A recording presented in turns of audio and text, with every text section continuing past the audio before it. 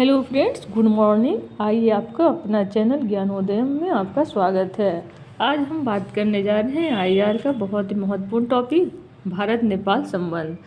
तो आइए आज इसके बारे में जानते हैं कि चर्चा में क्यों है और भारत नेपाल में के बीच सहयोग का क्षेत्र क्या क्या है, इनके बीच चुनौतियाँ क्या विद्यमान हैं और भविष्य में क्या क्या संभावनाएँ हो सकती है। तो इन्हीं सब मुद्दों पर आज हम एक एक करके चर्चा करेंगे। हाल ही में 7वीं भारत नेपाल संयुक्त आयोग की बैठक काठमांडू में आयोजित हुई है। इस बैठक के दौरान भारत और नेपाल ने अनेक समझौते पर हस्ताक्षर किया। भारत नेपाल संयुक्त आयोग की स्थापना 1987 में की गई थी। यह आयोग द्विपक्षीय साझेदारी की समीक्षा करने के लिए दोनों देशों के विदेश मंत्रियों हेतु एक साझा मंच के रूप में कार्य करता है। भारत नेपाल के बीच हस्ताक्षरित मुख्य समझौते निम्नलिखित हैं। दोनों देश नवीकरणीय ऊर्जा के विकास में सहयोग करेंगे। नेपाल अगले 10 वर्षों तक भारत को 10,000 मेगावाट पनबिजली का निर्यात करेगा। इसरो अपने ध्रुवीय उपग्रह प्रक्षेपण यान अर्थात PSLV से नेपाल के मुनाल उपग्रह का प्रक्षेपण करेगा। 1950 में हस्ताक्षरित भारत नेपाल शांति और मित्रता संधि दोनों देशों के बीच संबंधों का आधार है। यह संधि दोनों देशों के बीच खुली सीमा व लोगों के मध्य नातेदारी और संस्कृति के घने संबंधों को प्रदर्शित करती है। अब हम बात करते हैं कि भारत और नेपाल के बीच सहयोग के कौन कौन से क्षेत्र हैं। तो एक एक करके पहले जान लेते हैं, फिर इसे हम एक्सप्लेन कर देंगे। व्यापार और विकास का क्षेत्र, राजनीतिक और सुरक्षा का क्षेत्र, ऊर्जा का क्षेत्र और अन्य क्षेत्र। तो व्यापार और विकास का क्षेत्र, इसके अंतर्गत व्यापार और निवेश भारत नेपाल का एक प्रमुख विकास भागीदार रहा है। भारत नेपाल का सबसे बड़ा व्यापारिक भागीदारी देश है और इसके प्रत्यक्ष विदेशी निवेश का सबसे बड़ा स्रोत भी है। दोनों देशों के बीच व्यापार घाटा भारत के पक्ष में है। इसी के साथ वित्त वर्ष 2019-20 में द्विपक्षीय व्यापार 7 बिलियन अमेरिकी डॉलर को पार कर गया था। कनेक्टिविटी और विकास साझेदारी, भारत सेवा अवसंरचना के विकास में नेपाल की मदद करता रहा है। भारत द्वारा यह कार्य सड़कों का सुधार करने, सीमा पार रेल संपर्क का विकास करने और समग्र आर्थिक सहायता में वृद्धि करने के माध्यम से किया जाता है। भारत नेपाल में 3 प्रमुख ट्रांसमिशन गलियारों को वित्तपोषित करने के लिए 680 मिलियन डॉलर की ऋण सहायता प्रदान की है। ये गलियारे हैं भेरी गलियारा, निजगढ़ इनारुवा गलियारा और गंडक नेपालगंज गलियारा। 2023 में भारत के रुपईडीहा और नेपाल के नेपालगंज में ट्विन इंटीग्रेटेड चेक पोस्ट अर्थात ICP स्थापित किए गए थे।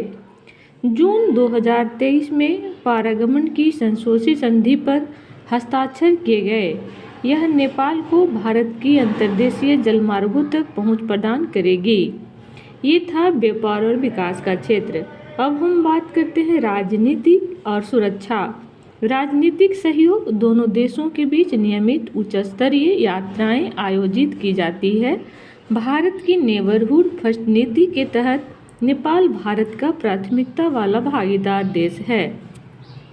रक्षा सहयोग, भारतीय थल सेना की गोरखा रेजिमेंट में नेपाली सैनिकों की भर्ती की जाती है। संयुक्त वार्षिक सैन्याभ्यास जैसे कि सूर्य किरण और आपदा सहायता आयोजित किए जाते हैं। बहुपक्षीय सहयोग जैसे कि BBIN अर्थात बांग्लादेश, भूटान, भारत और नेपाल, बिमस्टेक बहुक्षेत्रीय तकनीकी और आर्थिक सहयोग के लिए बंगाल की खाड़ी का पहल, गुट निरपेक्ष आंदोलन, सार्क आदि मंचों पर सहयोग। नेपाल भी भारत के नेतृत्व वाले अंतर्राष्ट्रीय गठबंधन ISA में शामिल हो गया है। अब हम बात करते हैं ऊर्जा के क्षेत्र में। विद्युत, भारत और नेपाल के बीच 1971 में विद्युत विनिमय समझौता हुआ था, जिसका उद्देश्य सीमावर्ती क्षेत्रों में विद्युत आवश्यकताओं को पूरा करना था। वर्ष 2023 में भारत के माध्यम से नेपाल से बांग्लादेश तक 40 मेगावाट तक बिजली के पहले त्रिपक्षीय विद्युत व्यापार पर भारत ने सहमति व्यक्त की थी। जल विद्युत सहयोग का क्षेत्र। भारत और नेपाल के बीच जल विद्युत सहयोग दीर्घकालिक और सफल रहा है। इसके लिए दिया गया है। और जल विद्युत सहयोग का क्षेत्र एक अपने आप में एक पूरा टॉपिक है, जिसकी चर्चा हम कल का वीडियो में करेंगे। आइए और बात करते हैं अन्य क्षेत्र के बारे में। तो संस्कृति, विशेष रूप से दोनों देशों के सीमावर्ती क्षेत्रों में लोगों के बीच गहरा जुड़ाव है। स्वदेश दर्शन योजना में बौद्ध और रामायण सर्किट जैसे घटक है। ये घटक नेपाल के लुम्बिनी और जनकपुर जैसे धार्मिक शहरों को भारत से जोड़ते हैं। आपदा प्रबंधन, नेपाल में 2015 के भूकंप के तुरंत बाद भारत ने सबसे पहले नेपाल की मदद की थी। भारत ने नेपाल की सहायता के लिए ऑपरेशन मैत्री संचालित किया। भारत ने अपनी वैक्सीन मैत्री पहल के तहत नेपाल को कोविशील्ड की आपूर्ति की थी। तो अब तक हमने देखा कि भारत और नेपाल का ऐतिहासिक संबंध क्या रहा, इनके बीच अभी तक सहयोग के क्षेत्र किन किन क्षेत्रों में रहा। अब हम बात करते हैं इनके मध्य चुनौतियाँ कौन कौन सी है। तो सबसे पहला चुनौती है सीमा विवाद। नेपाल सरकार ने 2020 में एक नया राजनीतिक मानचित्र प्रकाशित किया था। इस मानचित्र में 3 भारतीय राज्यों को क्रमशः लिम्पियाधुरा, कालापानी और लिपुलेख को नेपाल के राज्य क्षेत्र में दर्शाया गया था। इसके बाद दोनों देशों के बीच संबंधों में अत्यधिक तनाव उत्पन्न हो गया। दूसरा है चीन का प्रभाव। चीन ने अपनी बेल्ट एंड रोड इनिशिएटिव अर्थात BRI नीति के अधीन चल रही परियोजनाओं के माध्यम से नेपाल के साथ अपनी आर्थिक भागीदारी में वृद्धि की है। इसके अलावा नेपाल की राजनीति में चीनी हस्तक्षेप को लेकर भी चिंताएं बनी रहती है। तीसरा है विश्वास में कमी। भारत द्वारा निर्माणाधीन परियोजनाओं के कार्यान्वयन की धीमी गति और नेपाल की राजनीति में भारत की हस्तक्षेप की कथित धारणा के कारण दोनों देशों में विश्वास की कमी है। अगला है सुरक्षा संबंधी मुद्दे। भारत व नेपाल के बीच खुली अव्यवस्थित सीमा के कारण हथियारों की तस्करी, आतंकवादी गतिविधियां और जाली भारतीय मुद्रा के प्रवाह को बढ़ावा मिलता है। ये सभी भारत के समक्ष गंभीर सुरक्षा जोखिम पैदा करते हैं। नेक्स्ट है कि गोरखा संबंधी मुद्दे। हाल ही में नेपाल सरकार ने भारतीय थल सेना की गोरखा रेजिमेंट के लिए नेपाली गोरखाओं की भर्ती पर रोक लगा दिया है। इस कारण दोनों देशों के संबंधों में तनाव उत्पन्न हो गया है। नेपाल का आरोप है कि अग्निपथ योजना नवंबर 1947 में भारत, ब्रिटेन एवं नेपाल के बीच हुए त्रिपक्षीय समझौते का उल्लंघन करती है। शांति और मित्रता की संधि 1950। शांति और मित्रता की संधि यह संधि तनावग्रस्त नेपाल भारत संबंधों के इतिहास में केंद्र में रही है।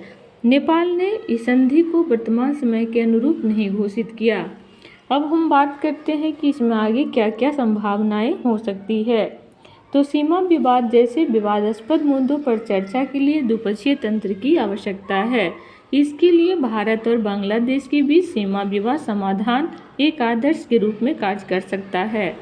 BBIN, बिमस्टेक, सार्क जैसे बहुपक्षीय मंचों का उपयोग जलवायु परिवर्तन, आपदा प्रबंधन और क्षेत्रीय सुरक्षा जैसे साझा हितों के पूर्ति के लिए किया जाना चाहिए। दोनों देशों के बीच हवाई कनेक्टिविटी में वृद्धि किए जाने की आवश्यकता है। यह नेपाल की अर्थव्यवस्था के लिए महत्वपूर्ण है। दोनों देशों द्वारा संयुक्त रूप से गठित प्रतिष्ठित व्यक्तित्व समूह द्वारा अनुशंसित मैत्री संधि पर पुनः विचार किया जाना चाहिए। जल विद्युत सहयोग, पारस्परिक लाभ के लिए नेपाल की जल विद्युत क्षमता का दोहन करने हेतु संयुक्त जल विद्युत परियोजनाओं का अन्वेषण कर उन्हें कार्यान्वित करनी चाहिए। तो ये था हमारी आज तक की टॉपिक नेपाल और भारत के संबंधों के बीच। और इसमें थोड़ा सा एक महत्वपूर्ण मुद्दा आ जा रहा है भारत और नेपाल के बीच जल विद्युत सहयोग। इसे 5 मिनट का वीडियो है, इसे मैं हो सकता है तो कल अपलोड कर दूं। इसके साथ ही आज का वीडियो मैं यहीं समाप्त करती हूँ। जय हिंद, जय भारत।